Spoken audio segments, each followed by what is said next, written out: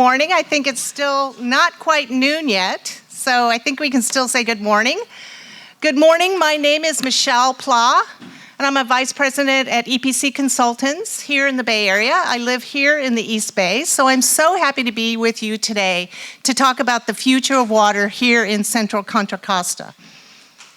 I'm very grateful to the Rossmore community for setting up and hosting and supporting this event today. And thank you to East Bay Mud and Central Sand for also hosting today, and especially for the wonderful lunch that they provided. It's very nice to have that.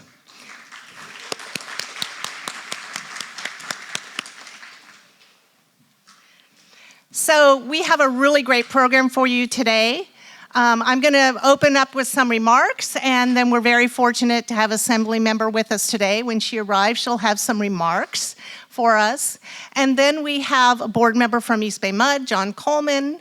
We have our general manager from Central Sand, Roger Bailey, and my good friend, Melody Labella, who works on water reuse for Central Sand. So we have a fabulous agenda for you today. So this summer was hot and dry. We had high temperatures across the entire western United States, and especially here in California, and we all felt it here in the East Bay. If you didn't know before this past summer, you definitely know now that we are living in a hotter and drier California.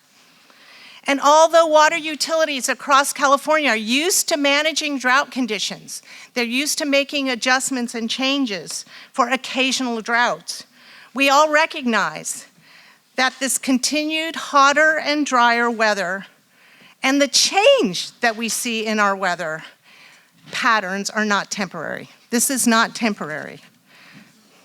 We are so fortunate here in the East Bay that about 100 years ago, we had visionaries and community leaders that went about building a system for water delivery. They built a system that brought the snowmelt out of the Sierra Nevada here to the East Bay so that we could have clean, fresh, and abundant water. And we've had that all these years.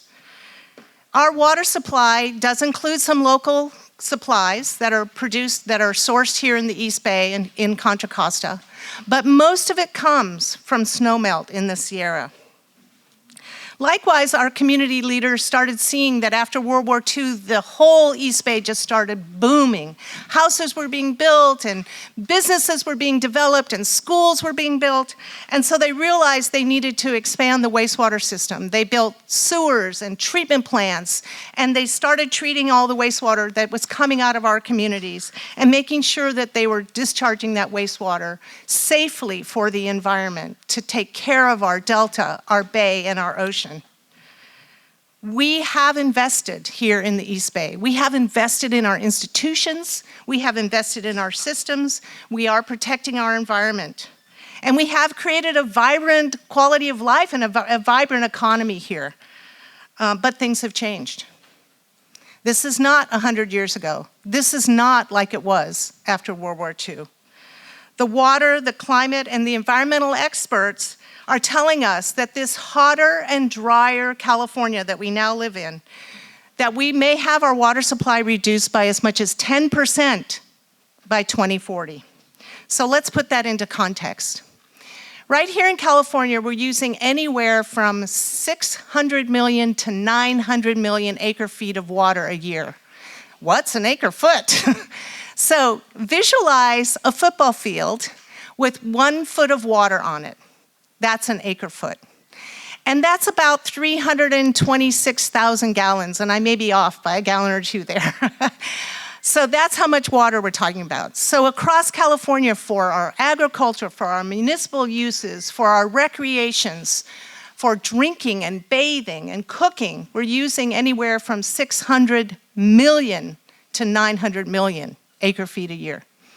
If that water supply is reduced by 10%, we're talking about 6 to 9 million acre feet that we're going to be lacking. So what are we going to do? So California has a plan. And that plan is called the California Water Supply Strategy. And it's taking a portfolio approach to how we're going to increase our water supply. And that means we're not going to look at just one solution. We're looking at every solution. We want to pull every lever there is in order to increase our water supply. So let's look at what that water supply strategy includes. First off, water conservation. I know you're groaning. I know your shower is 3 minutes now. So how are you going to reduce it?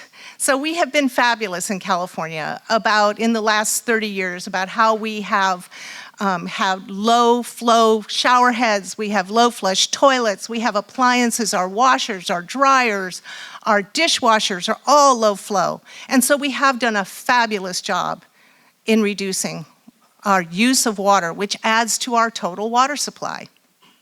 But we need to do more. And the California plan is calling for another 500,000 acre-feet between now and 2040 of water conservation. And the plan primarily is looking at ornamental turf, taking out ornamental turf around the state. So we're not using water to water lawns. The next item on this water supply is increasing storage in reservoirs and in groundwater. So a lot of our reservoirs around the state and a lot of our dams that support those reservoirs are old. We built them maybe in the 1960s. We maybe built them even beforehand. So this part of the plan means we're going to go around to those existing reservoirs and dams. We're going to make sure they're structurally sound. We're going to repair them. We're going to make sure that when it does rain and when we do have snow, that we're able to capture that water and be able to use it for beneficial uses. So that's part of the plan as well. But we're also looking at groundwater storage. And we want to make sure that we're protecting our groundwater basins around the state and keeping them clean and using them for storage. In addition to that, we're going to be modernizing our systems. All the utilities around the state are going to be upgrading their management of their water systems. In other words, they're going to be digitizing them. They're going to be able to, and they're already doing that, and they've already done it to some extent, but they're going to be doing more so that they're in a position to understand where the water is, how much is it, where do they need to move it, how fast can they move it. So they're going to improve their management systems. So the last part of this plan is to develop new water supplies. So this includes stormwater capture. So we will have rain. Remember last October? Remember last November? Remember last December? We will have rain.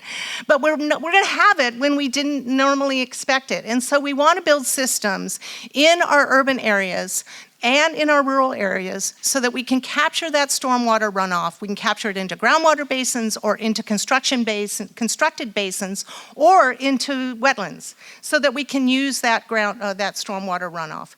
But we also want to leave some of it in our streams and protect our environment, make sure the fish and the aquatic resources are getting what they need as well. Desal. You probably have heard a lot about desal over the last couple of years. We have a lot of desal in California. They're primarily small desal facilities, but we want to expand that. But we want to expand desal in a way that it's cost effective. We want to expand desal in a way that we're protecting the ocean environment, we're protecting the environment of the delta and other brackish waters. So we're not going to just run out and desal everywhere, but it's going to be carefully done, but we are going to expand desal. And then water reuse or water recycling. So the plan calls for 800,000 acre-feet of more recycled water between now and 2040. Now that seems like a lot, but you know what? In 2020, we had 720,000 acre-feet in California that we're already using. So we're talking about a little more than doubling what we've already got. And this, this is an ambitious plan.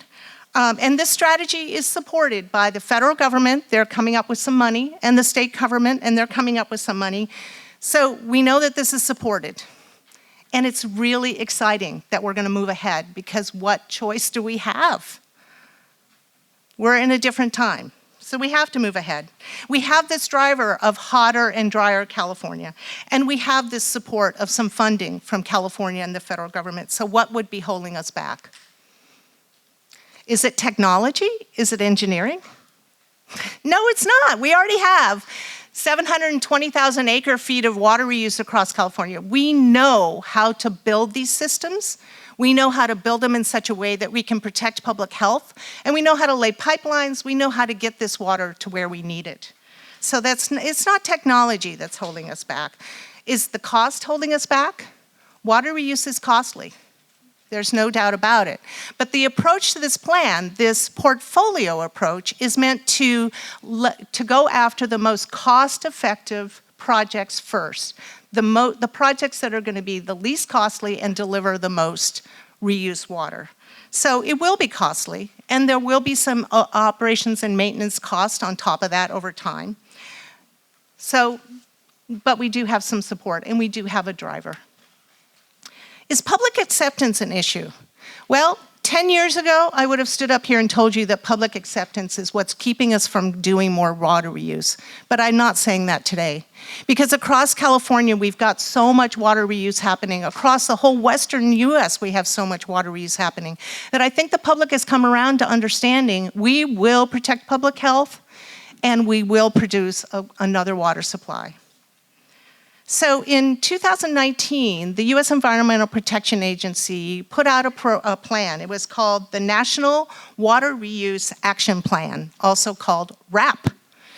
And in that plan, they encourage water and wastewater agencies to work together and to move more quickly on getting water reuse going around the country. A panel was seated, a blue ribbon panel, to take a look at some case studies around the country to see what really made these water reuse projects successful. How did they get to success? And in fact, we're very fortunate that 2 people on that panel are Bay Area people. We had Eric Rosenblum from San Jose on that panel, and we had Felicia Marcus from the East Bay on that panel. And that panel came up with a very interesting look. They said that from all the case studies they looked at, that there's clearly a framework of some things that have to be in place to make water reuse projects happen. And those are regulations. The regulations have to be clear. You have to talk to the regulators early. You have to move quickly on making sure that the projects are within the regulations. Get started early, engage early. Economics. It's not just about the cost of the project, but it's the benefit of the project. Talk about the benefits, talk about who benefits, talk about what that benefit is going to mean for your community, your economy, and for your lifestyle. And then there's 2 other things that are really important: management and governance. Clearly, most of these water reuse projects require 2 different kinds of organizations coming together, plus a community. Those organizations are wastewater organizations and water supply organizations. And they have different missions. And so it's about these 2 organizations agreeing very deliberately who's in charge, what responsibilities do they have, whose resources are coming forward, what expertise are you donating, what is your shared goal and objective here, and how are you going to make it happen? And when that happens, then things can get done. And then the last thing that this panel pointed out was leadership. How important is leadership? That you can have systems, you can have technology, you can have money, you can have public acceptance, but if you don't have leaders that are going to step up, and it doesn't just mean leaders in the utilities, we're talking about community leaders and other influencers that are going to step forward and help you make this happen. So we're here today to talk about the future of water in central Contra Costa County. We're specifically going to talk about reuse options. We've long recognized here in the East Bay that water recycling is something we want to do, and East Bay Mud and Central Sand are champions in this regard, and you're going to hear more about that today. We're very fortunate to have this town hall, and again, I want to congratulate the Rossmore community for being a sponsor and for being here today. So we're going to use our time wisely here. And I want to start out with introducing Leanne Hamaji. Leanne is the Vice President of the Golden Rain Foundation. And Leanne's going to introduce Assembly Member Rebecca Bauer-Kahn. And after our Assembly Member has made her remarks and answered a few questions, then I will introduce the rest of our speakers for today. Thanks, Leanne.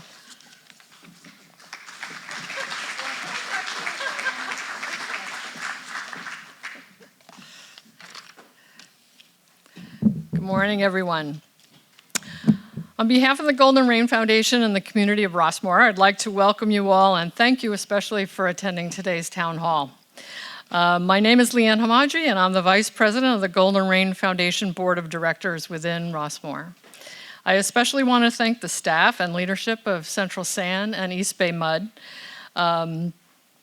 for agreeing to help lead this very important discussion. I think it's very, very timely and important.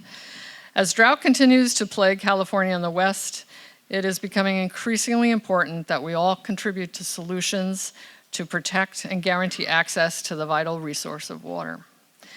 Rossmore is an active adult community of just under 10,000 residents. We are in Walnut Creek. We rely on various sources of water for irrigation, including riparian rights, collection of water runoff in our community, and the purchase of potable water from East Bay Mud. Water is a big deal in Rossmore.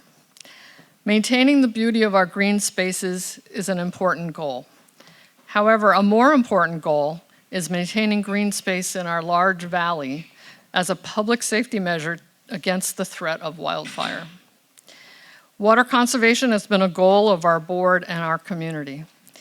Over the past decade, Rossmore has worked dramatically to reduce our irrigated footprint by removing acres of ornamental turf and replacing it with drought-tolerant landscaping.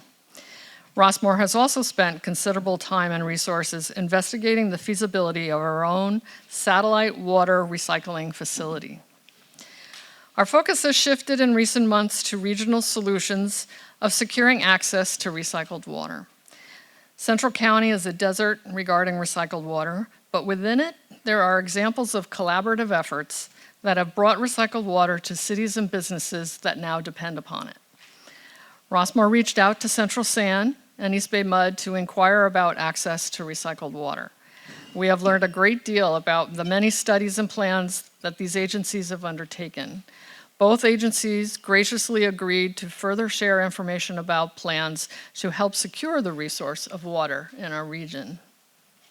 Today, we are fortunate to have Assemblymember Rebecca Bauer-Kahan at attendance. She has been an environmental champion for our region. She has represented our area since 2018 and lives in Orinda with her family. The Assembly member ran for office to make a change and fight for a better future for her children and their generation. Over her time in the legislature, she has worked on issues she cares about deeply, including environmental protections, reproductive rights, gun violence prevention, and mental health. She is an environmental attorney by trade and a law professor. That experience has served her very well in the legislature. She brings her training in the law and analytical skills to Sacramento, looking closely at the legislation that crosses her desk. The Assembly member has been recognized for her environmental leadership by her constituents and peers in Sacramento. She was appointed at the beginning of this year as chair of the prestigious Assembly Water, Parks, and Wildlife Committee, and also sits as a member of the Environmental Safety and Toxic Materials Committee. She is a strong supporter of recycled water and continues to work on environmental policy that will impact the state for generations to come. Please join me in welcoming Assembly Member Rebecca Bauer-Kahan. Thank you.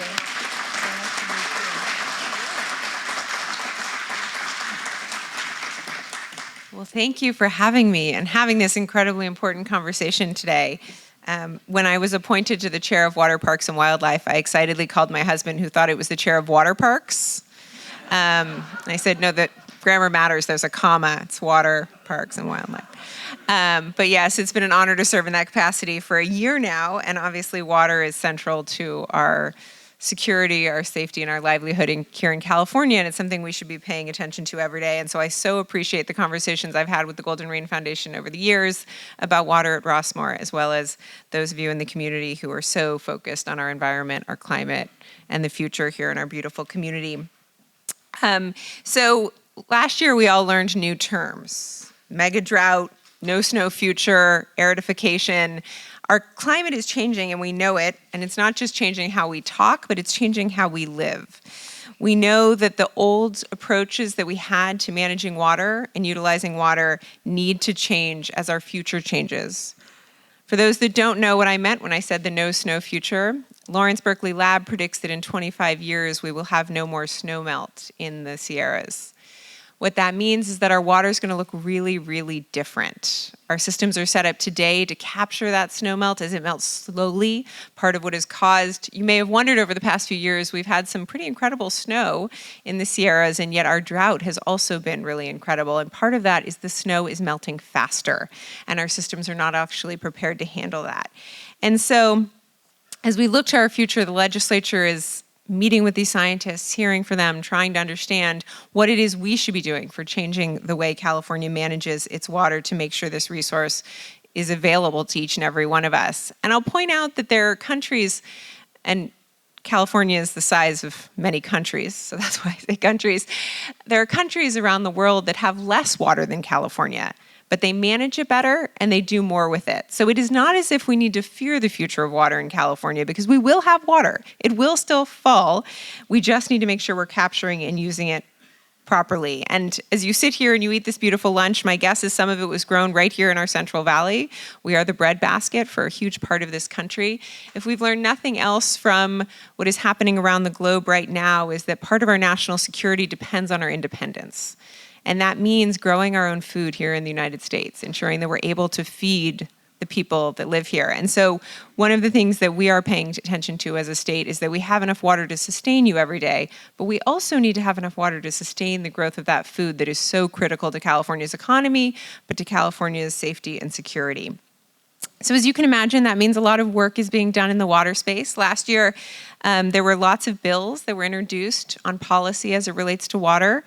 And some, but not all, made it to the finish line.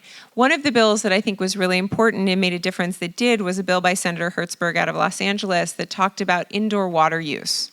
Here in the Bay Area, we do an incredible job of reducing our water use when we need to. We are efficient users of water. The same cannot be said statewide, I would say. Although people say that Southern California is to blame, and I will point out that San Diego is really one of the best areas for the conservation of water in the state. So it isn't necessarily a NorCal versus SoCal problem, but there are areas that could do better. And so we put in efficiency standards that will drive California to be more efficient as it relates to indoor use. But one of the things that was highlighted by Rossmore that I think is so, so important is that we have really made huge strides as it relates to our indoor use of water. The same cannot be said for our outdoor use of water. Most of our problem is in our landscaping, and so the moves that Rossmore is making to take away what we in the Capitol call non-functional turf, so that's the grass along the middle of the road that nobody ever walks on. We're not talking about the grass that the kids are playing soccer on, but the grass that none of us need or use but takes up so much of our water. What do we do with that? And last year, the governor did an executive order under his powers. We are currently in a state of drought, state of emergency, to start to look at non-functional turf as something that California needs to be paying attention to seriously. It's something Nevada has already done and taken huge strides in removing, and we need to follow in their footsteps. One of the things we've already heard is the cost, right? The cost to each and every one of us to make our homes more efficient, and the cost to the state and the county and the cities and communities like Rossmore in becoming more efficient and changing the way we use water. And I will point out here, and I'm sure you'll hear more about this from East Bay Mud, but we do have programs to reduce that cost on customers, on Californians, to help pay for the change of ornamental lawn to drought-resistant plants, to get that new low-flow toilet into your home if needed. So there is the ability to get help from us. And that segues right into what are we doing with the California state budget? As all of you know, last year we had a historic surplus in our state budget, which we did not want to squander in this moment where we also were facing historic droughts and a future filled with droughts. And so we were able to allocate $2.9 billion to a drought package that will be spent over the next 4 years. And it goes to the investments that you've already heard about, to water recycling. Met in Los Angeles is very focused on water recycling, which is good news for all of us, right? Because water flows from north to south. So the more we can get everybody to be more efficient in their water use, the better off we all are. And also our local projects. I was just recently out at the Antioch desalination plant. Projects like that we're able to fund through state grant dollars to get us into all of the above approach to water, which means conservation, management, storage, recycling, and desalination. Although, as you heard, one of the things we all need to pay attention to is what the acre-foot cost of water is for each of those plans. And right now, desalination is the most expensive. Although, as a proud legislator, I will say that the national labs right here in Livermore have been working diligently and come up with technology that does reduce the energy usage in desalination, which is driving the acre-foot cost down for those technologies, which is really exciting. And you heard about brackish water desalination. Many people think of ocean desalination, but it's actually not the only way that it's being utilized here in California. So we have the projects here that are taking the water out of the delta.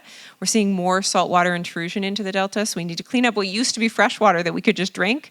We now need to treat to be able to drink. But also that's happening to our groundwater. We're seeing more saltwater intrusion into our groundwater, and so we're having to desalinate that as well. So focusing on those projects, but right now, water recycling and reuse is really cost-effective as it compared to other ways of getting to good potable water. It's traditionally only been used for irrigation, and countries like Australia have proved that you can use it for drinking water, and we need to get there because drinking water is obviously the most critical use for water in the state and globally. And lastly, the other thing that we need to focus on is clean groundwater, right? Groundwater is a huge source of water, and as we change to the way that rain will fall in the future, as you saw last year, these atmospheric rivers, right? We expect more concentrated rain rather than the rain I grew up with in California, a little bit over the whole winter. A lot of that will be captured in our groundwater. And so how do we ensure that as we capture that in our ground, that it's remaining clean for us to use, so it's not getting things like PFAS in them? PFAS is a carcinogen that once it's in the water, we cannot serve it to you and drink. We had to shut several wells down in Pleasanton because it was no longer safe for people to consume, and we're in the process of helping them fund the treatment of that. But that has been a real focus in the legislature of managing our groundwater, making sure we don't have an overpumping in our most overdrawn basins, and then ensuring that that is being cleaned and stays clean. So as you can hear from all of that, we're doing a lot in the Capitol to really focus on what the future of water will look like here in California.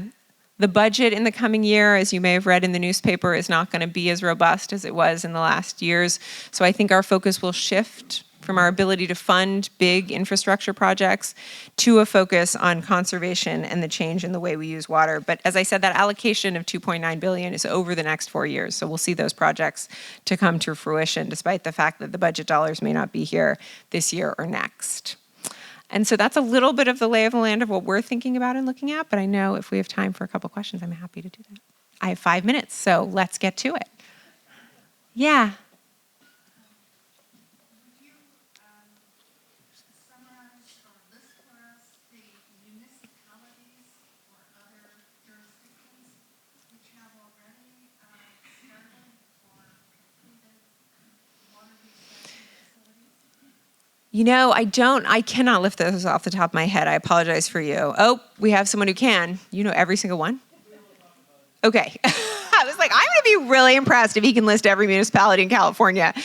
As some of you know, we have a lot of cities here in California, and counties and water districts. And actually, one of the things I didn't realize before I became in charge of water was the number of water districts in California.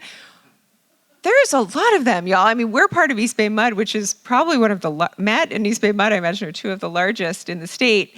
But there are tiny water districts up and down this state that are each managing it. And we could have a long conversation about that and what that means for the future of water in California. But water recycling is underway. Many municipalities have started and are using it. As I said, you know, for example, the Inland Empire in Irvine has big water recycling projects. Most of those are focused on just irrigation. So that's not potable projects. We're moving towards potable projects. Met out of LA is looking at drinking water.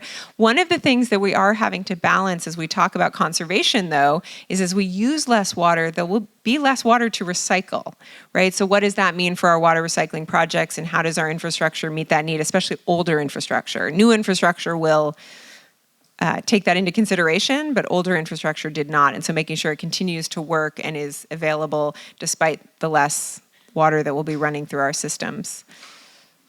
Yeah. Oh, now you all waited. She got her question in. Yeah, go ahead. Can you tell us how much of that $2.9 billion has been committed, and what's the process for applying for some of it? So the 2.9 billion was just allocated in our June budget. So I don't know that, and some of it is divided into buckets. So I guess I don't know what you mean by committed. But then the projects will be done through the departments, and we can, if you call my office, we can get you more details on specifics of how that works depending on what it is you're interested in.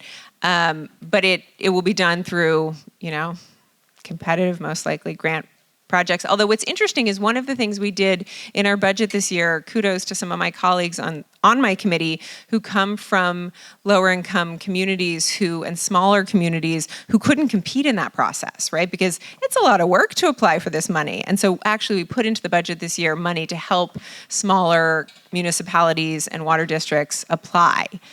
So that we do have not just our bigger systems getting access to those dollars. So that is something that is also available. Oh gosh, how much more time do I have? I love questions, but. Okay, two more questions I've been given. Yes.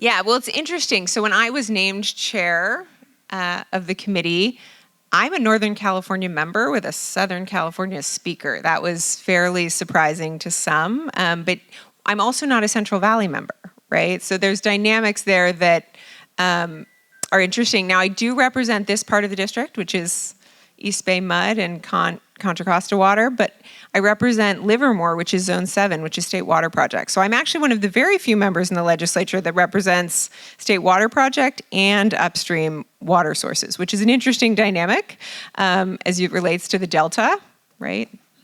Those two bodies have different interests in what happens in the Delta, let me tell you. And so, I think that I'm in a fairly unique position to be neutral as it relates to those different lobbies. What I care about is your future and my kids' future and the ability to have water. When you talk about the ag lobby, I think the most important thing is that we continue, as I said, to grow food and to be sustainable as it relates to that. And what does that look like for the future of California? And I think groundwater management is a huge part of that. And the state is doing a really good job pushing mostly those basins that are being worked on are in our agricultural communities because that's where we're seeing a lot of pumping of water in our groundwater basins to make sure that that continues. One of the things that many people don't know is that the largest landowner in California is now a hedge fund that is buying up land in the Central Valley to sell water. They understand the value that water will have in California as we head into drought, and they're turning it into a for-profit commodity. That's really problematic, you guys. So if you want to talk about, interest, that's one that I'm really concerned about because it is also our low-income, vulnerable communities where that's happening. And so we need to make sure that we are protecting Californians to have access to affordable and safe and clean drinking water. And it's been a focus of the legislature, will continue to be. But to your point, we also need to look at our wildlife we're having to truck salmon right now in order to keep them alive. And it's really, really devastating that that's the state of things. But I have to give a huge shout out to East Bay Mud, which has done incredible work in our fisheries and making sure we maintain them. And they are currently working with the federal government on making sure, and I'm sure you'll hear more about this, in talking about with climate change, can we change our policies to better protect our fish and our wildlife? Because old policies, climate change, we need change in how we do all of that. So there's a lot of work to be done and a lot of interests that want the attention of lawmakers, but at the end of the day, the job is safe, affordable, clean drinking water for everybody. Well, let's thank the Assembly member. How wonderful. Thank you. Thank you so much. How lucky are we to have this Assembly member not only be here today, but be so committed to the future of this county. So we're really lucky. Thank you again.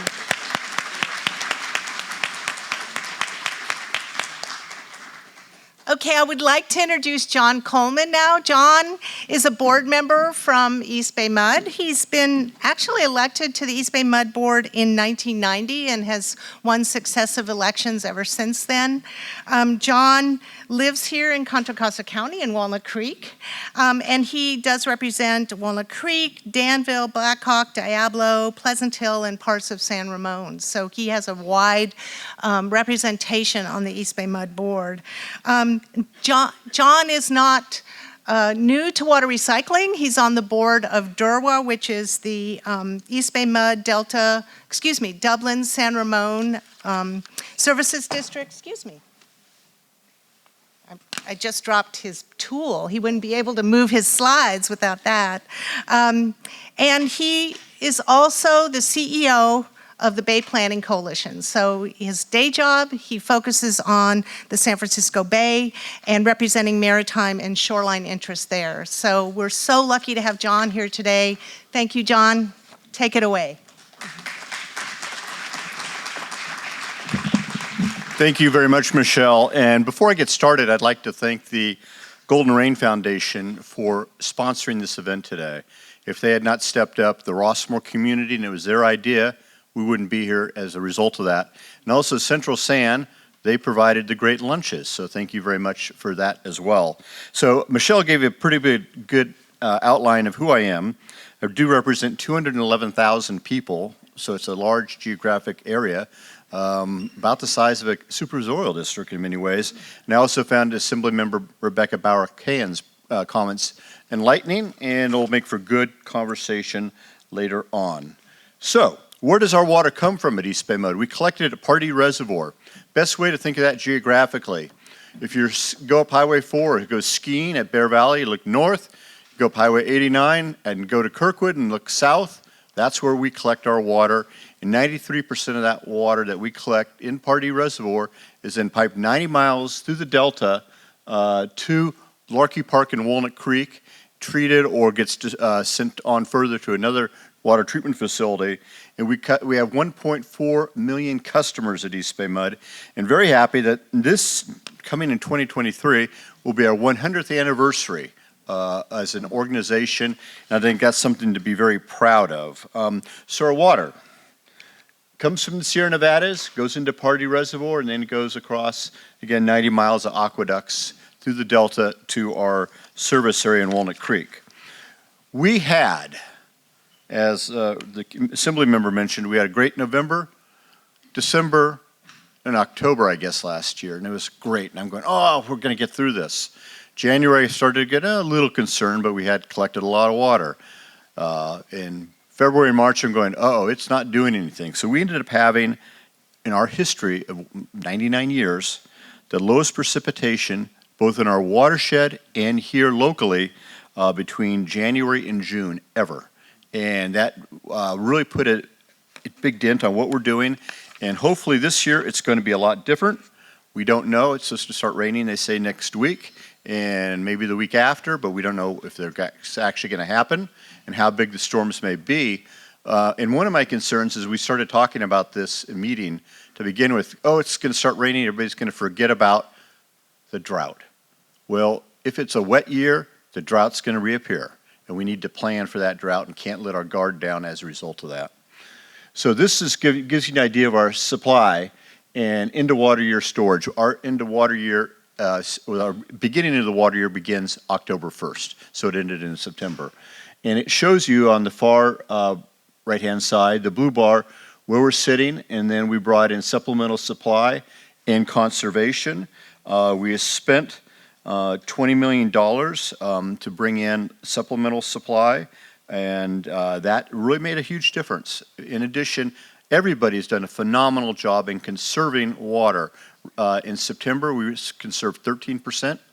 Overall, we asked for 10. So thank you very much for your efforts on conservation. And we are going to hopefully have a very, very wet winter. So we're in a stage 2 drought. We declared that, I think it was in May of last year. What's that mean? 10% mandatory reduction. We're hitting 13%. So thank you very much. We have an excessive use penalty ordinance in place. And under Section 28, the regulations, We are restrictions on water use. So irrigating 3 times a week is what you should be doing, not 7 days a week. And I've told people in other presentations, they're going, oh my gosh, we need to cut our water, and what's it going to do? Well, let your lawn die. Personally, keep the plants and trees and shrubs alive.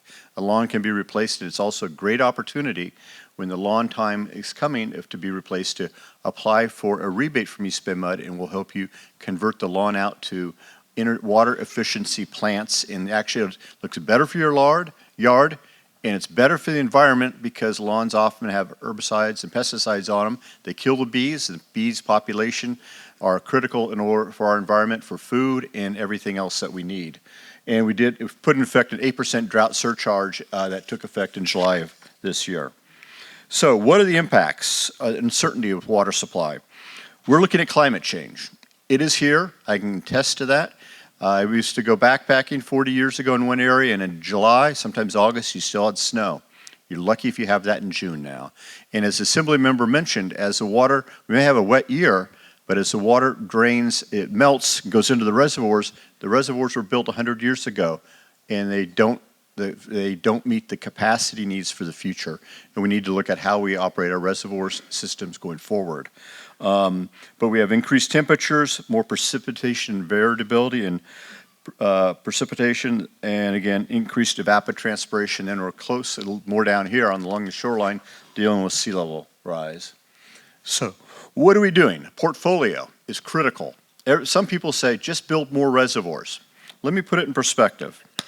If you're sitting in a chair and it has one leg, and those reservoirs are going dry because it's been dry, that chair is pretty wobbly. It's even pretty wobbly if there's not a drought. So what you need to do is look at conservation, which is important for us, recycled water, which we're going to get into in a lot of detail here today, which is critical, groundwater storage, regional partnerships that we have, like with other entities, and Los Vaqueros has been one where we're working on a JPA that I'm part of. That'll provide 10,000 acre feet by the year 2030. And water conservation will be 70 million gallons by the year 2050. And recycled water, our goal is 20 million gallons by the year 2050 as well. And it really gets down to its cooperation and working together. At one time, when I got on the board, that was not our mantra. And we learned that you can't do it alone, you can't go it alone, you've got to work together. So our water conservation, this shows you where things stand in terms of water usage and when we achieved it. And it's important for our long-term water supply looking ahead on water conservation. At one point, we only had a goal in 2018 of 46 million gallons a day. And now we're at a goal of 70 million gallons a day. And because of the water conservation that is occurring right now, our reservoirs are actually in pretty decent shape as a result of that.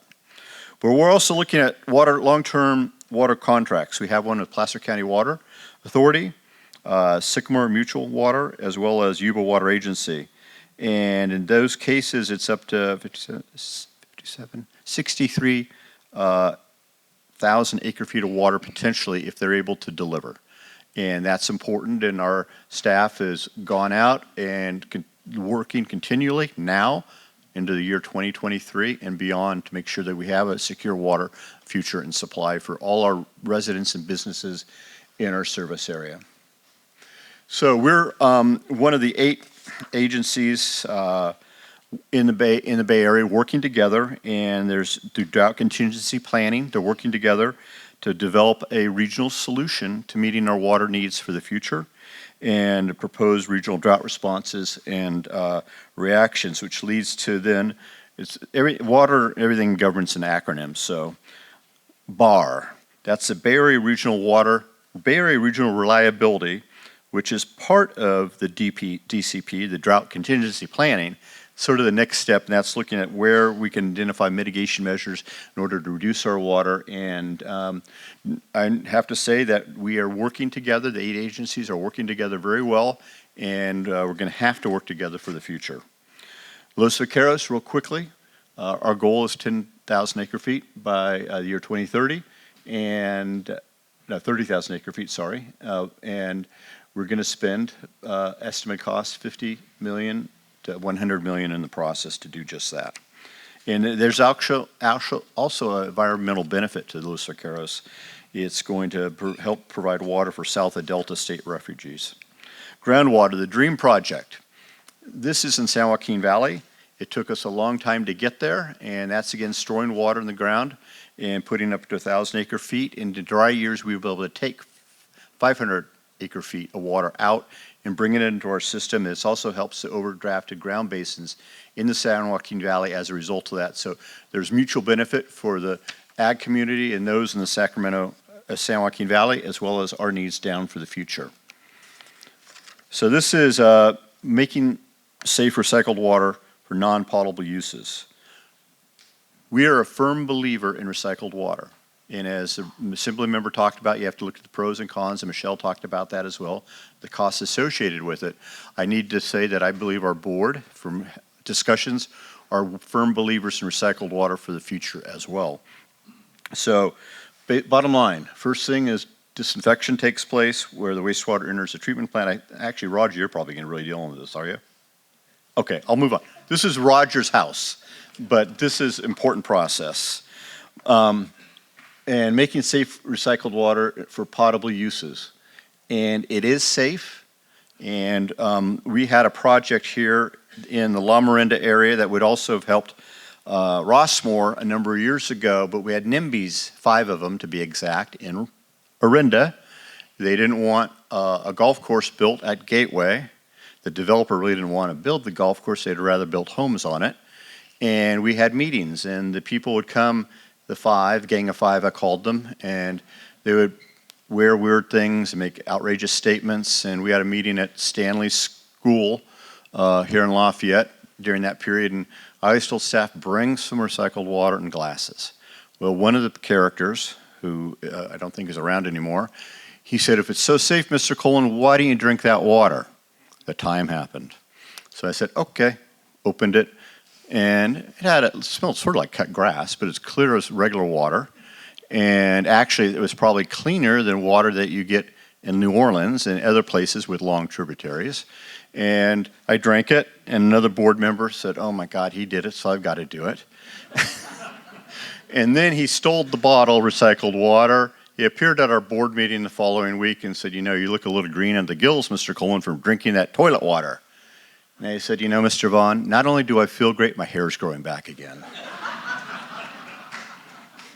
So, but the recycled water, there's also going to be in the future, the State Water Board is going to be looking at changing rules potentially in December or later on what is called indirect potable reuse, where water is treated and blended with other waters, and then direct potable, where it's actually introduced directly into the water system. So indirect would be like putting it, let's say hypothetically, in Lafayette Reservoir and letting it sit and then taking it out, versus the direct potable, and that's where the State Water Board is going to be focusing on.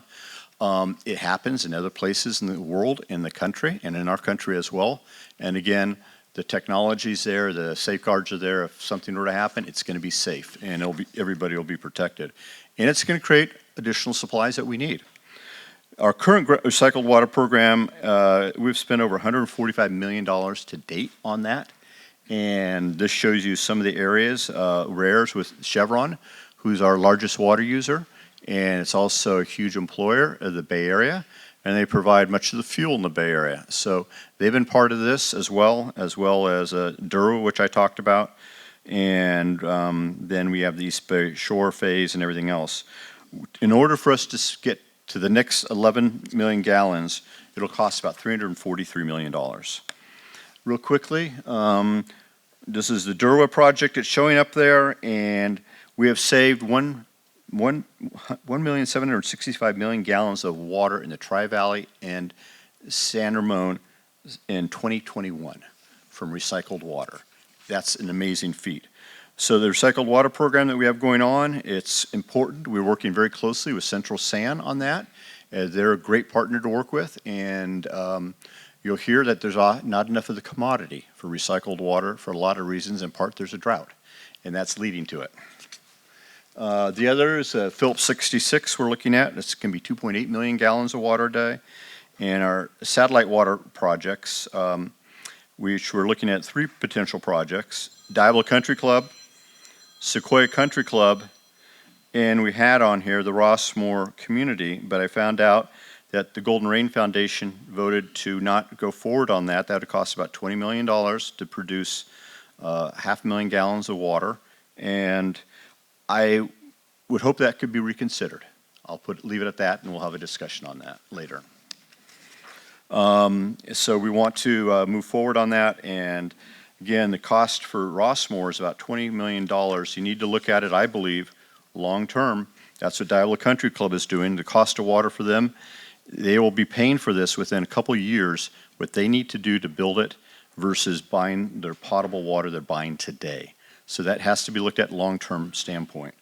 So Central Sand, that's Roger. I'm not going to go in there, Roger. You got this one covered? He does, cool. Okay, potential project concepts. We're looking at direct potable reuse, indirect, as I talked about, water for refineries, the satellite water I talked about, the La Miranda project, recycled water to portions of La Miranda, and again, the San Ramon Recycled Water Project. And we'll have to work closer with DSRSD and Central Sand to do just that. Our challenges. One is availability of recycled water, location, treatment, and distribution of the infrastructure, cost benefit evaluation, which Michelle talked about.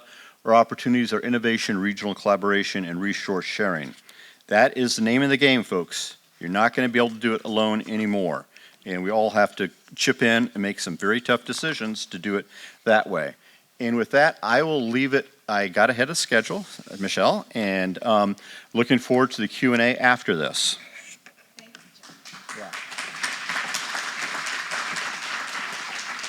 Thank you, John.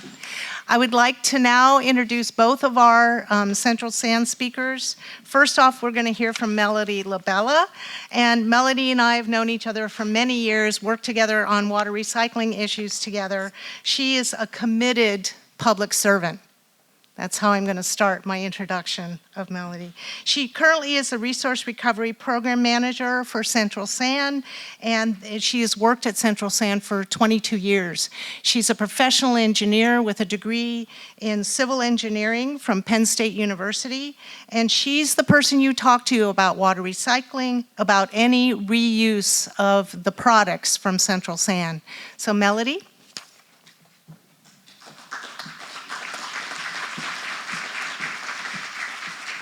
Thank you, Michelle. Michelle's been a leader in water and wastewater for many years, so we're really lucky to have her here today, and I think she's doing a fantastic job. Thanks, Michelle.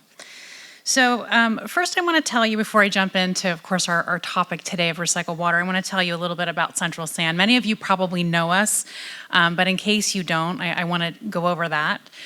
So this shows Central Sand service area, 145 square miles in central Contra Costa County. So we're in the heart of Central Sand service area right now. As you see here, we have over 1,500 miles of sewer pipelines. Those are all gravity, and they flow to our main treatment plant located in the city of Martinez. We do have 18 pumping stations. Not all of our areas can flow by gravity, so we operate and maintain 18 of those. And along with those come 23 miles of force main or pressurized pipelines as well that we maintain. And then we also have 15 miles of recycled water distribution pipeline that I'll talk a little bit more about later. So the key of Central Sand, what we do, we are your wastewater treatment provider, essentially. We collect and treat wastewater from approximately 300,000 directly. We also serve indirectly the cities of Concord and Clayton, so that brings us up to about 500,000 people that we serve every day, and more than 3,000 businesses as well. We have a very small recycled water program. As you see here, 600 million gallons per year of recycled water we produce. Our main treatment plant is the biggest user of that recycled water, but we do distribute about 250 million gallons every year. And we want to do more. So another way you might know us, I hope you do, is our household hazardous waste collection facility in Martinez at our, it's right at our main treatment plant campus. And there you can bring in at no additional charge if you are a Central Sand customer, your unwanted paints, light bulbs, batteries, pesticides, anything like that. And we will either put them out for reuse so that other customers can use them and they don't go to waste, or we'll dispose of them properly. So if you haven't come to visit us there, I hope that you will. It's a great way to get rid of products that would be harmful for the environment.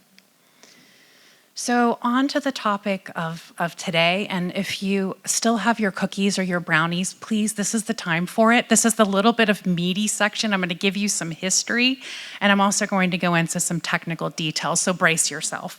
So history of Central Sand. And recycle water. So back in the early 70s, 1972, some of you may remember the Clean Water Act passed. It was a time when, there was a lot of uprising among our residents and wanting, environmental protection, especially protecting our waterways. You'll remember those images of waterways on fire. And so at that time, even San Francisco Bay itself was, not in really good shape. And so the Clean Water Act required wastewater treatment plants to upgrade to do additional cleaning of the wastewater. So it's called to secondary standards. And so along with that, the Environmental Protection Agency provided grant funding for agencies to make that investment in upgrading to the additional cleaning standard. And so as you see here, the EPA provided a 50% grant fund if, a treatment plant just upgraded to secondary. But then if the treatment plant had a water reuse component, there was an additional 25% provided. And so at that time, Central Sand did plan for and construct a project with recycled water facilities with a vision of serving the 2 refineries in Martinez, Shell at the time, which has now been bought by PBF, and Tesoro, which is now called Marathon. They've been in existence for over 100 years, so they predated most of our agencies, actually. So unfortunately, that project didn't come to fruition. So Central Sand was put in a position of either finding a use for those recycled water facilities or repaying that grant. And so at the time the decision was made, and I have to say it was before all of our times, that those of us that work at Central Sand right now, the decision was made to find a way to utilize that recycled water and bring it back into our community. And so we actually at that time worked with East Bay Mud to attempt to develop the project that Director Coleman told you about. We studied that together, and it was a project to serve both Rossmore and parts of the south end of Walnut Creek, in addition to La Miranda. And so as part of that, Central Sand purchased 15 miles of an abandoned Shell fuel oil pipeline that was originally constructed to deliver fuel products from the Martinez refinery, the Shell refinery in Martinez, to the Oakland airport. And so we bought the portion in Contra Costa County from Martinez to the county line between Contra Costa and Alameda, with a vision of using it to distribute recycled water in La Miranda. And so you heard the unfortunate story from Director Coleman, who was there at the time, that unfortunately it was public perception that killed that project, but it did actually make it for environmental review. It was something our agencies were taking very seriously and really wanted to have happen, but it just unfortunately for other forces just didn't come to fruition. So Central Sand then looked to the other water agency that we overlap with, and that is Contra Costa Water District. And so we executed an agreement that we call Zone 1, and what it allowed us to do is in this shaded area, it was an area that we came to agreement that Central Sand could produce and distribute and sell recycled water. And so I'm going to show you a wonky map on its side, just to show you in comparison that since that time, that was back in the mid-90s, Central Sand has since built 15 miles of purple pipeline to distribute recycled water in that area. We've tried to maximize all the recycled water production and distribution that we could in that area. And so we call that our Zone 1 recycled water program.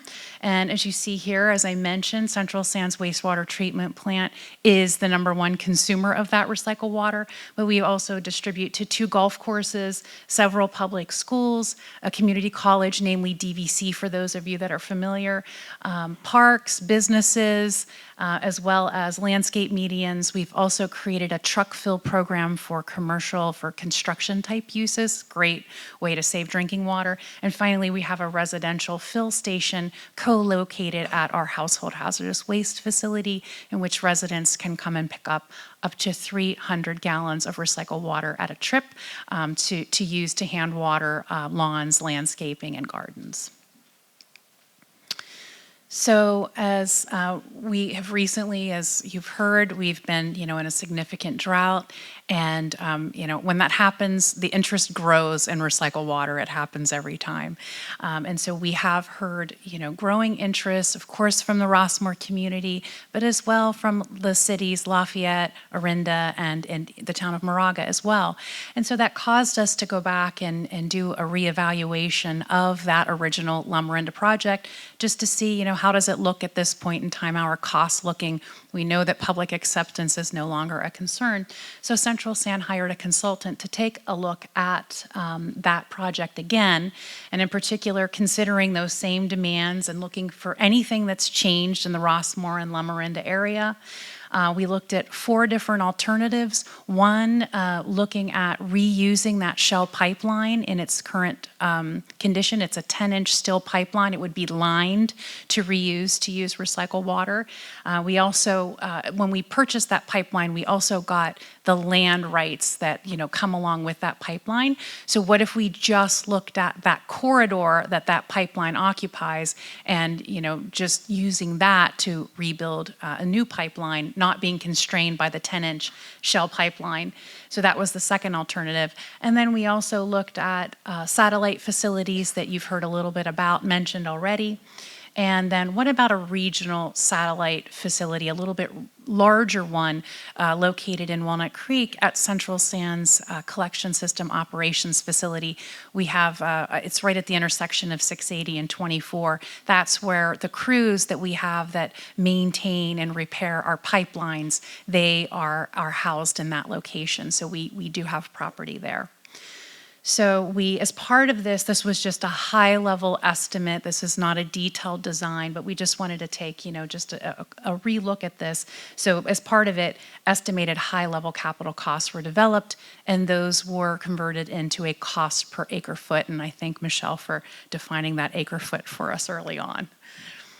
So key assumptions, and it's basically, these are not all-in costs. We were looking at really just the delivery of the recycled water. We have not considered what might be needed at Central San's wastewater treatment plant in terms of providing additional recycled water production. And just a little context here at the bottom in terms of the water market. Unit cost for retail drinking water in our region exceeds $2,000 an acre foot, with tiered pricing approaching $3,000. Of course, when it's a drought, everything gets more expensive because everybody is trying to look for all available water supply that's out there. And in San Francisco, the Public Utility Commission, their wholesale rates of what they're buying for untreated water are projected to reach $3,000 an acre foot. So this commodity is getting more and more expensive as it's getting more and more precious. So for that alternative one, and again, this is just reusing that Shell pipeline, relining it. This is an alternative that was identified to just serve the Rossmore area and a couple of parks near Rossmore. And that, as you see here, has a capital cost, $26.5 million, and that converts to a cost per acre foot of $6,400. And then looking at the other alternative, which is just using that pipeline corridor, the land that the pipeline occupies, and this one reaching all the potential high demand sites in all of near Rossmore, Loma Orinda, that entire area. So that would serve a lot more water, but that also comes with a very high capital cost, over $167 million. And as well, that cost per acre foot is nearly double of that first alternative, so over $12,000 an acre foot. Next is on to the satellite recycled water facility concept, and this is a concept that going to a nearby sewer pipeline, tapping that for withdrawing the wastewater, building the treatment plant itself on site where the demand is located. So that's this concept versus the other concept, which is going from the main treatment plant and building purple pipelines, which can cost anywhere from $1 to $2 or more million a mile. Very, very expensive as well. So this looking at a satellite approach, as you see here, over 21 million estimated for that project to serve Rossmore, and with a cost per acre foot of nearly $8,000. Looked at the same as well for other very large users in Moraga Country Club. They have expressed interest in the past in a satellite recycled water facility. They are closer to a pumping station to get access to recycled water, so the cost was a little bit lower in terms of capital, but the per acre foot cost is over $9,000. Similar story with Orinda Country Club. Central San actually has a pumping station right on the golf course, so it's very convenient way to access the wastewater. But nonetheless, again, infrastructure for treatment of any kind of water is not inexpensive. So over $9,000 an acre foot. And finally, this regional concept of siting a larger regional facility, decentralized facility, I should say.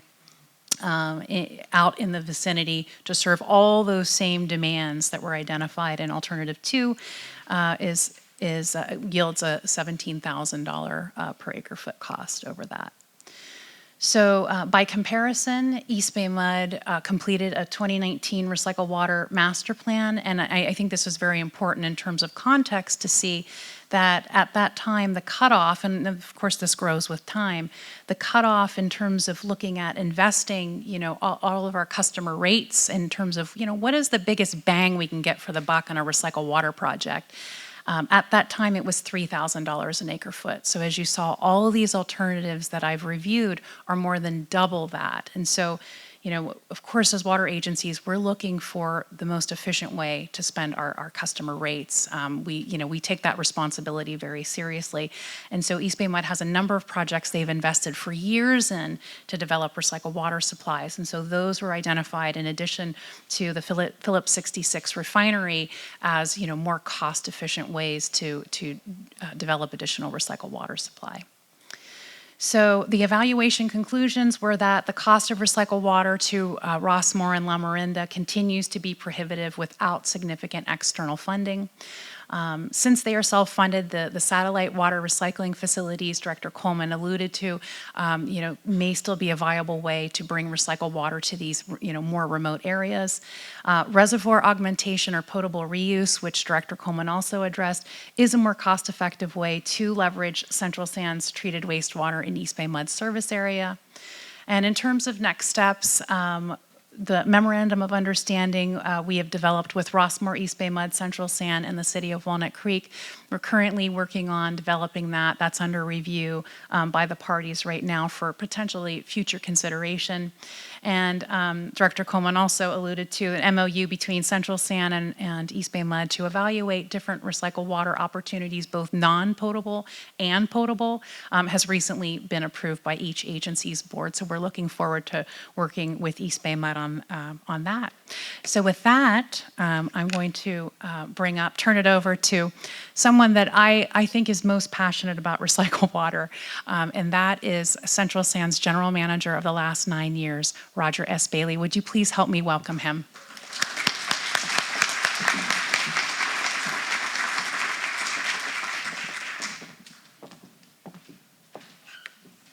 Thanks, Melody. Good job.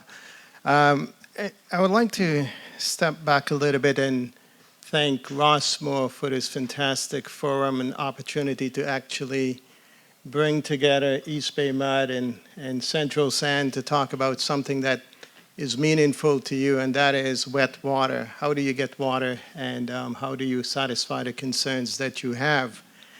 And I would say to you that when you look at what we are doing and where we are today, there are some serious challenges that we have, but we have some very good opportunities.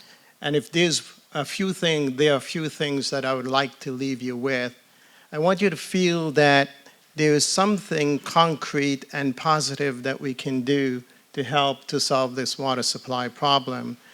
And I want you to feel as if you can get together and push the issue with your elected officials, with the operational folks like me, so that we realize that it is your priority and your priority should be our priority.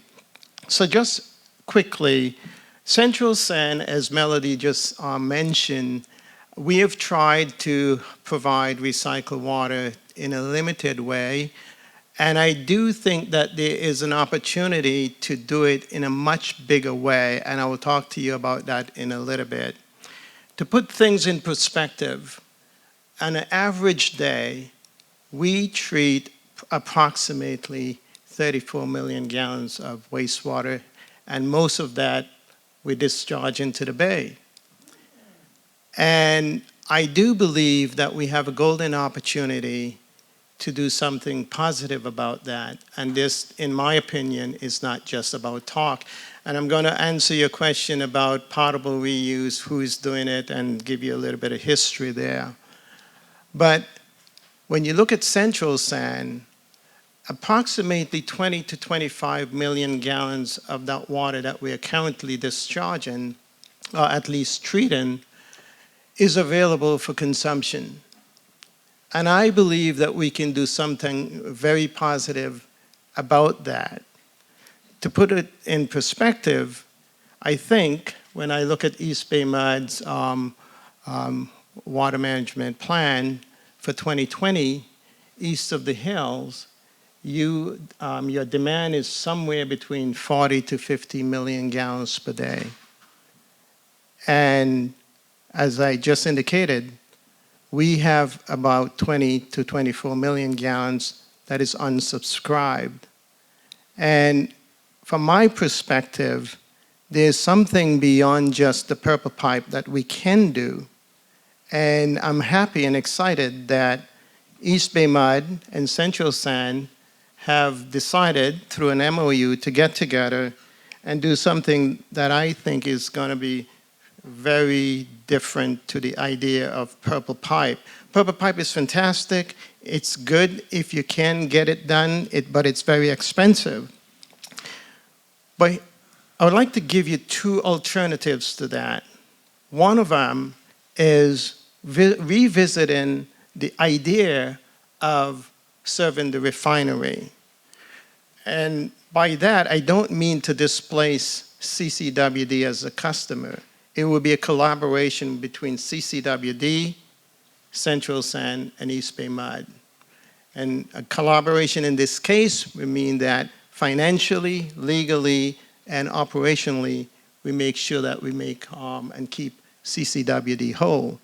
But the concept here is the refineries today, the two of them that are fairly close to us, Central San, combined use approximately 13 to 14 million gallons of water per day. And I believe that an alternative to running those purple pipe across the district would be, a more optimal way would be to serve the refineries with that water, and the water that the refineries currently use, which is about, as I indicated, about 13 to 14 million gallons per day, is freed up and make available to East Bay Mud, and then in turn, East Bay Mud can provide that water supply to you who need that water supply. There are some issues there that will have to be sorted out. There's some financial issues that have to be sorted out. There's some operational things that have to be sorted out. And of course, there are some legal things that have to be sorted out, but I think they can be done. So that, to me, is number one, the concept of the refinery exchange. And so freeing up that water that goes to the refinery, and Central San, in turn, will treat water to meet the standards necessary for the refineries, and then at the end of the day, you will be made with more water. A second alternative, not alternative, but option, is potable reuse. And this is where I'd like to answer the question, who is doing potable reuse? Central San has an option right now. East Bay Mud has some aqueducts that run relatively close to us. And in my mind, if we don't do the refinery project, we also have an option of treating the water that we currently treat to a much higher standard, purifying it, and then putting it into the aqueduct and do some sort of reservoir augmentation. And out of that, you could put it into the potable water system for additional supply. Again, I do believe that this is a very possible thing. I believe that it's a lot of water. We're talking about, again, at least 20 MGD, million gallons of water per day. So let's talk about who is doing that. I came out of San Diego, and I used to manage the city of San Diego water and wastewater system. And I remember the mayor that hired me in San Diego was against doing what we call potable reuse. And so when he hired me, at the time, we were considering doing a pilot to do the potable reuse. And San Diego, if you don't know, is the place where toilet to tap, the phrase got coined. And the mayor decided that he did not want to do it. And his advisor told him that if he does it, he will be toast. So what he decided to do, the council decided to pass a bill to do the pilot study. It's a 1 MGD pilot. And he vetoed the legislation to build that facility. And the council overrode his veto. And he challenged them. He said to them, okay, now that you have passed the legislation to build it, you're going to have to raise rates to do it. And if anybody is familiar with San Diego, you know that getting rates passed in San Diego is one of the most difficult things. And they did pass the rate to build a 1 million gallons per day pilot, which costs about $14 million. And at the end of the study, he and I were out there celebrating success. So he came from a big being opposing to the project to being the biggest supporter of the project after we completed the pilot, which included the limnology study and all of the other things that went along with that project. Today, the city of San Diego, about 88 million gallons a day of water supply will be from potable reuse. To put it in perspective in terms of cost, it's about a $4 to $5 billion program. So what I'm saying to you, the idea of potable reuse is the same issue that you're struggling here with, but it can be done. Orange County Water District, they have the largest one in the state of California. They are up to, I think it's 120-something million gallons per day of potable reuse. So if you ever go to Anaheim and you drink water down in that area, chances are you're drinking potable water that is being purified to the highest standard and put back to beneficial use. So what I'm saying to you, the alternative to purple pipe is exciting. And those two alternatives from a Central San standpoint include the refinery water exchange project as one option. And a second option is the concept of potable reuse, reservoir augmentation, depending on which degree of treatment you go through for that process. So it's very exciting in my mind, and I would like you to understand that from my standpoint, these regional ideas are things that we ought to be pushing, and we're going to need your help. We're going to need your help because at the end of the day, these are not easy and these are not inexpensive projects. They're fairly expensive, but I do think that if we're going to solve the water supply problem, these are the two options in my mind that are very optimal. So at this point, what I'll do, I'm going to pause and open it up for any questions that you may have. And okay. So the way we're managing questions is you've all been writing your questions down. Oh, I'm sorry, Roger, this guy's, you want me to speak into the microphone? Yeah. Thank you, Roger.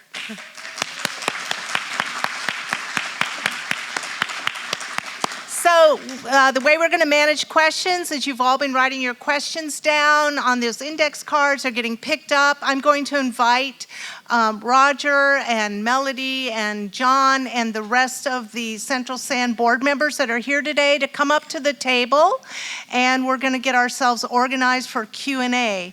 So I think we can start with you, John. I've got a question here about what industries or businesses are doing to conserve water here, and if you can talk a little bit about that. Certainly. Each year we recognize businesses and industries in our service area who have worked with us to reduce their consumption. It's included small businesses and food service companies, as well as to refineries and businesses who just want to do the right thing on conserving water. And each year well, at least maybe pandemics changed dynamics, but each year we recognize them publicly for what they've done and put it on our website and everything else. So we're actively working with business and industry to reduce their potable water usage. Great. I mean, Roger or Melody, if there's anything you wanted to add to businesses and conserving water, what are you guys seeing at your treatment plant? I think John covered it. Over the years, we have certainly seen that the water conservation has had a serious impact, which is a good thing. Our average daily flow today is a little bit lower than it has been over the years. Today it's about 34 million gallons per day. So conservation has a big impact on us. But most of the conservation part of it, though, I suspect is on the external side of the usage. When I say external, meaning outside usage and not internal usage. Great, thank you. We've talked a lot about recycled water and how much recycled water there is in California, and Roger introduced the direct potable reuse programs that we now have in other parts of California, and the fact that we anticipate further regulation about this no later than, I think, January 2024. So we have a question here about recycled water. Is it analyzed for viruses such as COVID or monkeypox? And is there a potential that households would be doing get any of this recycled water? So let's see if there's maybe Roger and John, and then Mike McGill, if you would like to add to that. Yeah, if we did do potable reuse, just keep in mind that there are standards that the state has set so that we'll have to meet those standards. And just to put it in perspective, if you look at Orange County Water District, they have been doing this for several years. They have been purifying water, and the technology that they utilize and the technology that the city of San Diego is utilizing is somewhat similar to what we do for desalination, reverse osmosis, and they go through a series of disinfection processes. And then after that, what you do, you take that very highly treated water, it's very purified water, and you put it back into a raw water supply, the lakes, and then it augments with the raw water supply in the lake, and you bring it back into the system and you treat it again. So you're treating it to treat it to treat it, and by the time it gets to you, it's as highly treated as you're going to get anywhere. And all of these treatment processes comply with the state standards for drinking water, safe drinking water. And then actually, if we can have, I'm sorry, I should have introduced all of our board members. If you can introduce yourselves, and then if you have any thoughts about direct potable reuse and what that will mean for households in the county. Let's go all the way at the end and come up to John. Thank you. Hi there, everyone. My name is Barbara Hockett, and my particular philosophy and the philosophy of the Central Sand Board is to utilize our recycled water and potable reuse to augment the water supply. And so thank you to Roger for explaining the difference. This is not a water supply that you drink. at least not in terms of recycled water, but when you put it in the ground and you treat it like Roger said, it augments the water supply and decreases your cost because you've got more options in terms of the source of your water. What was your other question? I'm sorry. It was about what you think is the future of households in Contra Costa using potentially direct potable reuse.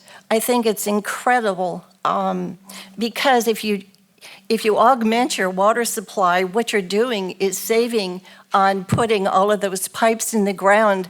As we learned today, that can cost about $1 million or more a mile. And so if you use recycled water in terms of potable reuse, then you can put that in a reservoir and pull it out and utilize the infrastructure that's already in place. Because East Bay Mud has water pipelines all over the central county. So you really reduce costs and you increase opportunity. Thank you, Barbara. Mike? Hi.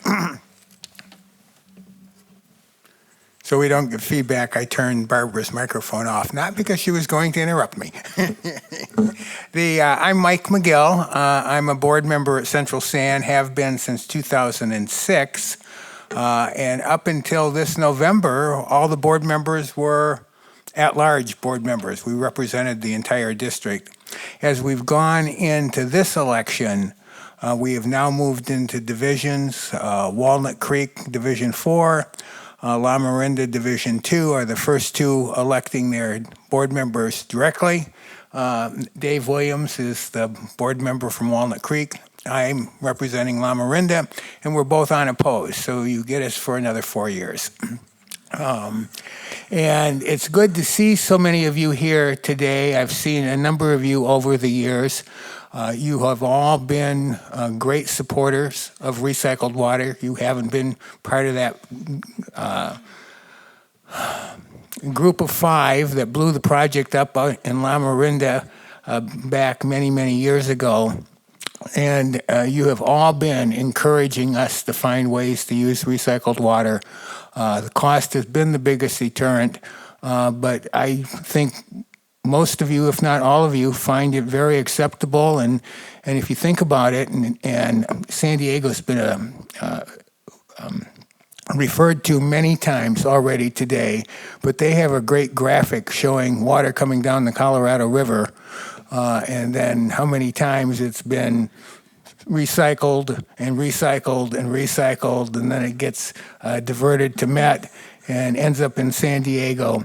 So, and we probably have a similar situation in the Delta, and I know John can describe things like that. So if it ends up in your homes, it will be because it's a potable reuse in some form. We're not going to be running separate pipelines to households. Thank you, Mike. Dave? Good afternoon. I'm David Williams, a board member at Central San, current board president, representing Walnut Creek, which is, as Mike indicated, Division 3. So, Michelle, in terms of the question you ask, what are our views on the future of recycled water? So right now, all of you have your households, and you have water pipes coming into your household, and you have a water meter. And that is potable water. It comes from either East Bay Mud or Contra Costa Water District. The issue of purple pipe, just to clarify, and that is if you have a main treatment facility and you treat that wastewater that comes in through the sewer to a very high level, and you want to get it back to the households, you have to get it there. That requires pipelines, purple pipelines, and that's very expensive. And so when Roger or Melody was talking about the cost for the these facilities for serving the Rossmore Golf Course or the satellite facilities where you extract the water locally out of a wastewater trunk sewer and treat it and use it right there, that's why those costs are so high. So in terms of my view, I do believe that the most cost-effective projects in our future are the indirect potable reuse and the potable reuse. The state right now is working on, they have the best minds available, working on standards that are going to be even tighter than what we have currently on the books in terms of regulations that if we move to indirect potable reuse, where you treat it very highly at the wastewater treatment plant, it goes into terminal storage reservoirs, it sits there for 6 months, ultimately is taken out, put through the water treatment plant process, and then ultimately into the distribution system. That's indirect, or direct, where you treat it at the wastewater treatment plant to an extremely high level and put it directly into the distribution system. Those, in my mind, are the most cost-effective projects for society, and I believe that that ultimately is the future. There's a lot of hurdles. It is the water agencies, Contra, Costa, and East Bay Mud. They're the water purveyors. They need to look at this and make the decisions in terms of what's in the best interest of their customers, and Central San is there to support those efforts. To the question asked about direct or indirect potable reuse into our water supply, I can tell you not many years ago I was adamantly opposed. My mind has changed over time, in part because the regulations that will come out, as David stated, will be very strict. We also have our own KP measurements on water and other activities at East Bay Mud, which are always higher standard than what state standards are. So I would imagine if we were to go that way, the standards would be even exceeding and more difficult than the state has a measurement level to do. My biggest concern is what happened in San Diego, which when Roger was there, not only did the mayor oppose it, I believe the San Diego Union Tribune opposed it, Tap to Toilet, and it was a horrible misinformation campaign. Fortunately, they changed on that issue. But my concern is if we do that, if we have people start using bottled water because they think that's safe drink versus what's in the tap, whether it be indirect or potable, brought into our system. Fact of the matter is, when you buy a bottle of water, it's $1.50, costs them 1/5 of a penny. If it's from East Bay Mud, and Desanya is one of ours customers, and then they're stripping everything out of it. So it's actually, and there's no federal or state regulations on it either. Whereas the drinking water, and if we do the potable or indirect potable reuse, we're going to have high standards and measurements, and it would actually be safer than drinking out of a bottled water and buying it and wasting your money. Thank you. That was really helpful.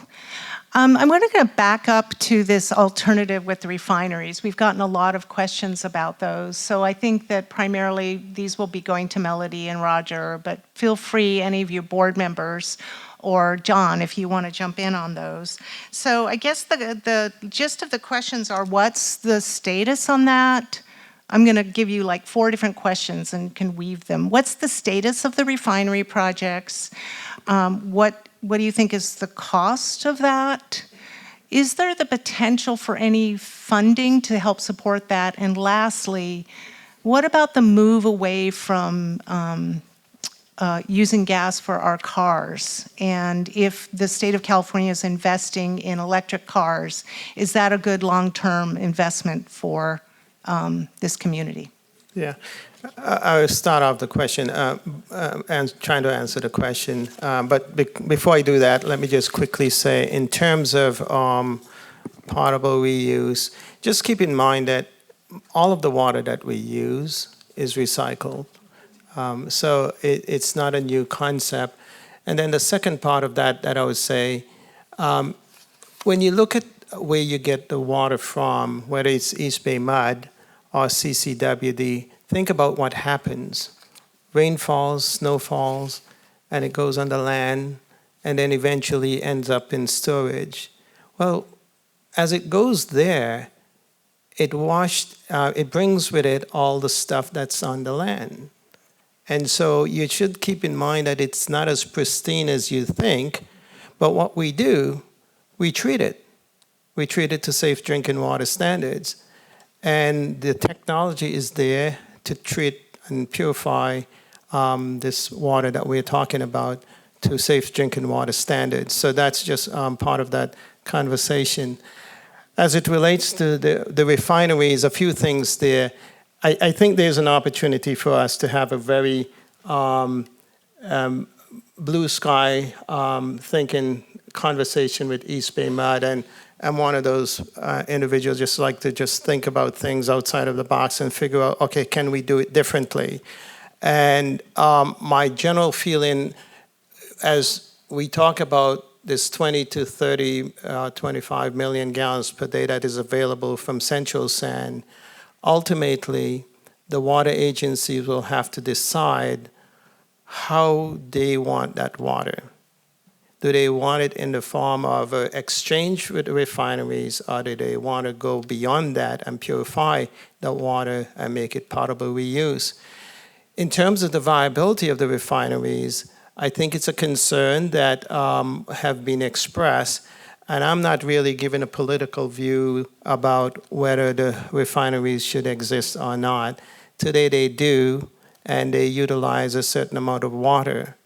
And what we're basically saying, to the extent that they utilize a fairly big volume of water, we at Central Sand could help to meet that need without displacing the financial resources of the Northern Water Agency, but collaborate with them to meet that need so that it frees up that supply and that could become available to the water agency and then eventually to you. Now, I believe that Central Sand has an opportunity to talk with East Bay Mud about this. We haven't really talked much about this idea. We have been working with CCWD and another water agency for this exchange. But I think the concept for the refinery exchange as it relates to East Bay Mud, and again, I don't run East Bay Mud system and I don't pretend to know much about it, but the concept could be a two-phase process. The first phase of this would be the refinery exchange with Central Sand and CCWD. That's something, the details of that would have to be worked out. And to the extent at some later point the refineries go out of business, then the work that we would have done to make that water available to the refineries is not for nothing, because it's the same technology that we would need to utilize to purify it to potable standards. So we're not going to have a stranded asset. I don't think the refineries will go out of business anytime within the next 20 years, so there's still opportunity to make that investment to make the water available to them, and then take the exchange and make that available to you.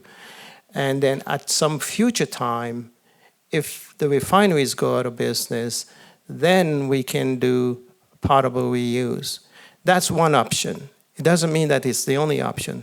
You can short circuit all of that and go straight to potable reuse. And just keep in mind, potable reuse doesn't mean that it comes directly from Central Sand into your kitchen. It basically, we purify it, and East Bay Mud put it in its storage, leaves it out there for about 6 months or whatever the residence time requirement is, and then brings it back into their system, and then they treat it again and send it to you for potable consumption. We do want to move on to questions about the La Marinda project and impacts on Rossmore, but before I do that, do any of the board members, including John, have any comments on the refinery project? Well, as Roger said, refineries are here, and some of them are now converting over from gasoline to developing gasoline to other environmental uses in terms of waste and oils. And they're going to be here. And yes, electric cars are coming, but the refineries are going to be remaining here.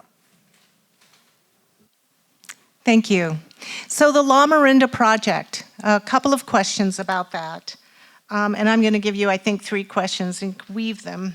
First off, we're interested in how long will it take if you decide to go ahead on the La Marinda project? How long would it take to get to water delivery?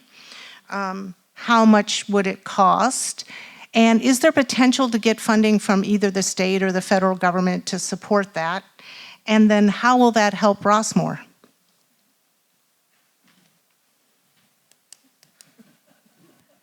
So I'll try to answer that one, those series of questions. I would, at this point, this was just a very high level study. So I think the next step would be to do a more in-depth study to really understand the true cost, the true feasibility of this, of reusing a pipeline that's been in the ground for, more than 60, well, it's been since the 60s, I should say, so nearly, more than 50 years, and relining it and how that would all work. So I think additional study would be needed. If it proved to be fruitful, I would say, we're many years away from delivering water from such a project using that pipeline, say, as one of those alternatives. What are my other questions, Michelle?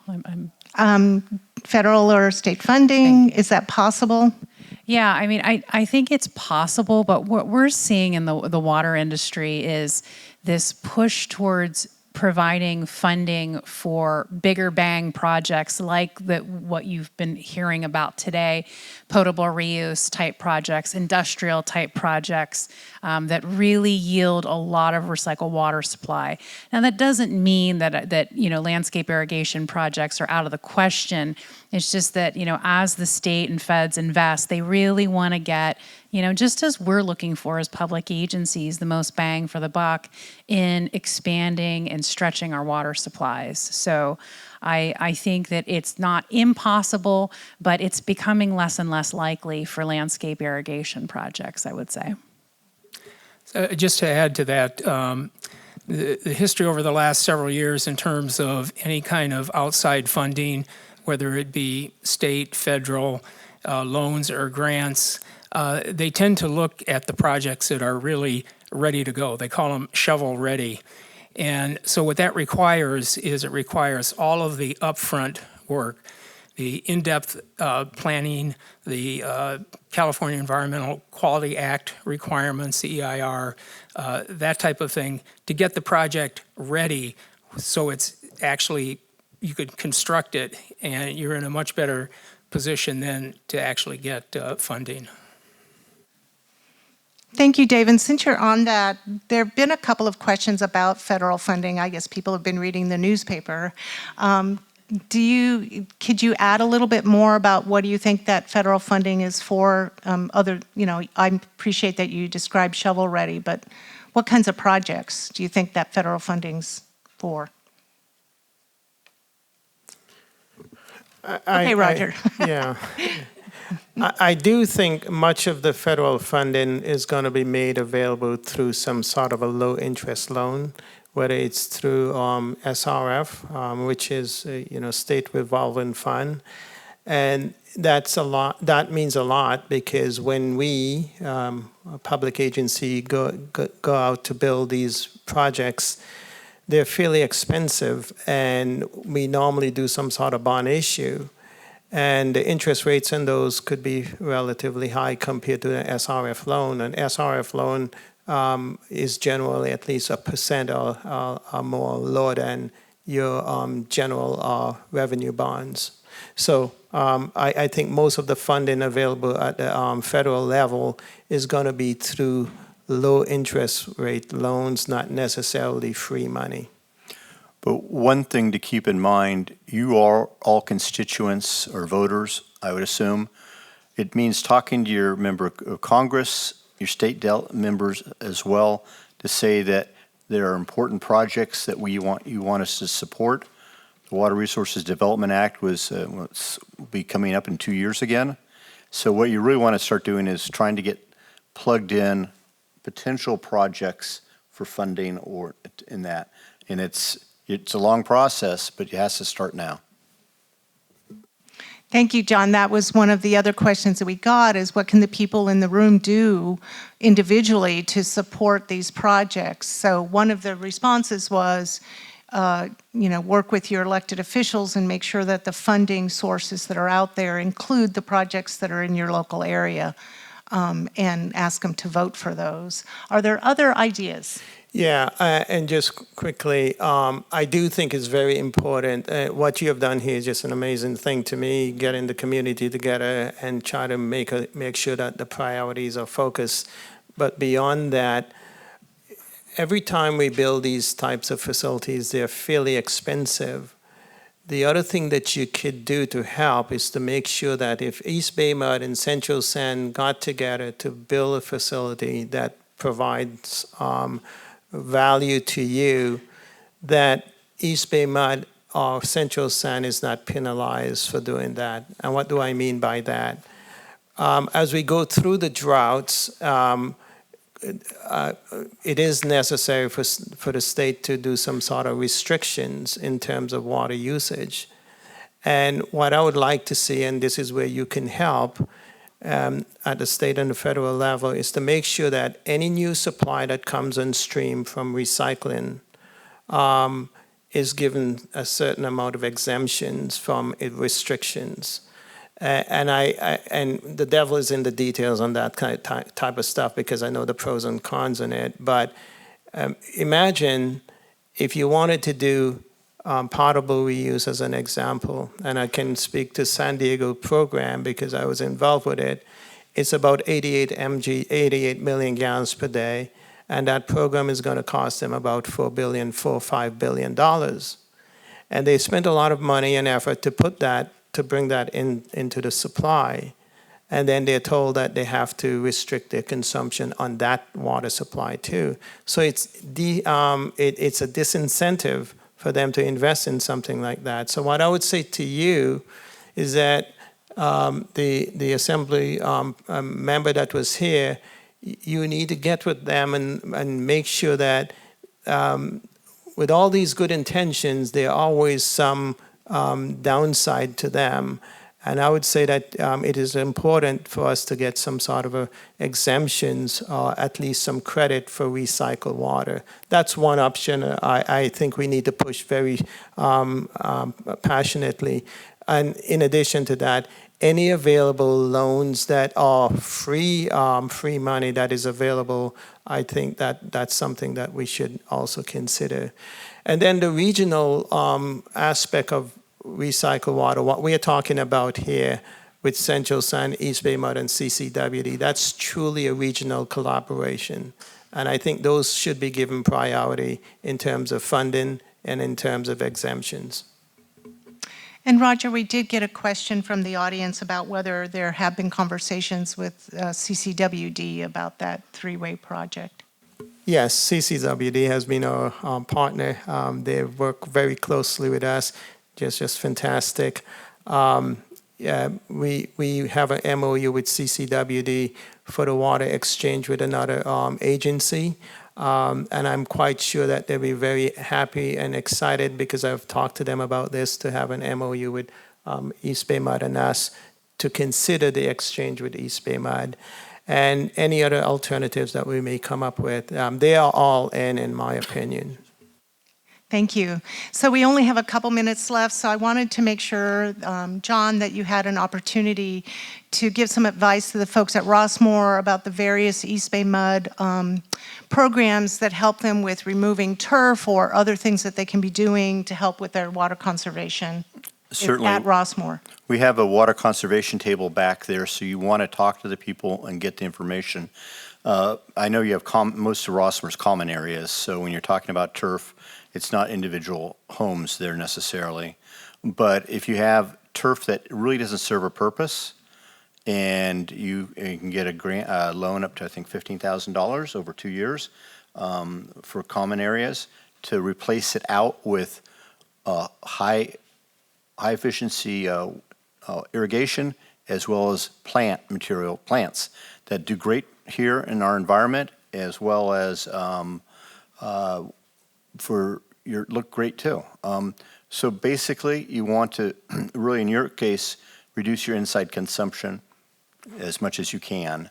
But most of the usage in our area, basically in the summertime, 70% is outdoor irrigation in this part of Contra Costa County. But you have less control over that because of how your organization operates. But talk to us and let's see what we can do to work with you on that. Great. I also wanted to acknowledge that we got a number of questions for the Assembly member, and she's not here, but I just want to let you know that we did get them and they're going to be passed on to her. One of the questions was about, the allocation of water in California across municipal and agricultural and industry. So she'll get that, and there'll be some way to get back to you on that. She also got a question about agricultural use of water and about recovering aquifer water, because she did talk about making sure that we're protecting our aquifers. So I just want to acknowledge we got those. So I want to thank our panel. I want to thank you all for being here today and caring about this, because we're not going to get this done if it's just all of us in silos. We have to collaborate. So let's commit to collaboration and let's do it.